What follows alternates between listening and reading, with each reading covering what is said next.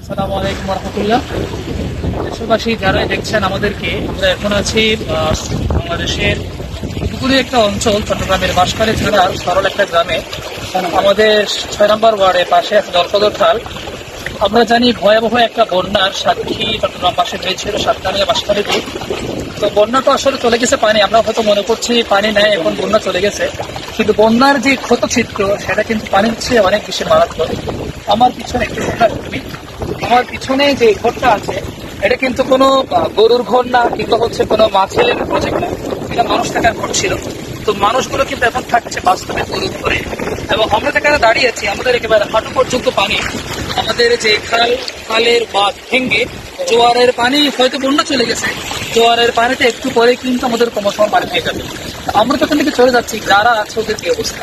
ওই জন্য আমরা এখান থেকে যে আহ্বানটা সবার কাছে করতে চাই সেটা হলো, আপনারা সারা দেশ থেকে অবশ্যই আসছেন, অনেক বেশি আসছেন। আপনাদের জন্য আমাদের ভালোবাসা দরদ সবগুলো আছে, আপনাদের ধন্যবাদ জানাচ্ছি। তবে একটা বিষয় কি, আপনারা এখানে শুধুমাত্র খাবার দাবার নিয়ে এসে আপনারাও কষ্ট করবেন, মানুষেরও তেমন একটা ফায়দা হয় না। তার কারণ যে খাবারটা দিবেন, খাবারটা রান্না করার জন্য চুলা এখানে নেই, এবং খাবারটা রাখার জন্য স্থান এখানে নেই। সবচেয়ে ভালো হয় এখানে কোনো ঘর নির্মাণের জন্য আপনারা ব্যক্তিগত হোক অথবা হচ্ছে সামাজিক কোনো উদ্যোগ হোক, এই উদ্যোগের মাধ্যমে এখানে ঘর নির্মাণের ব্যবস্থা করে দেন। এটাই হচ্ছে আমাদের সবচেয়ে বড় প্রাপ্তি হবে এই জিনিসটা করে। এবং আমি পুরো দেশবাসীকে আহ্বান জানাবো, আপনারা দেখছেন এখানে ঘুরে যান, ঘুরে এসে তারপরে দেখেছেন অপার সুন্দর আমার একটা স্থান। এখান থেকে যাচ্ছে, এখান থেকে যাচ্ছে পুরো দেশের মধ্যে মাছের যে চাহিদা বাংলাদেশের, সেটা এখান থেকে পূরণ হচ্ছে।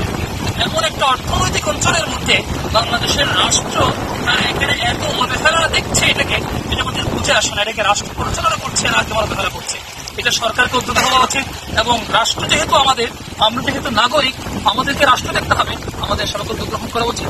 আশা করছি আপনারা সবাই এই অঞ্চলগুলোকে আরো যেন উন্নত হয়, এবং এখানে যেন জীবনযাত্রার মানটা উন্নত হয়, এবং এখানকার অর্থনৈতিক যে সম্ভাবনা আছে আমরা যেন তাকে ব্যবহার করতে পারি। সবাই সচেষ্ট হবে ইনশাল্লাহ। সবাইকে ধন্যবাদ। আসসালামু আলাইকুম।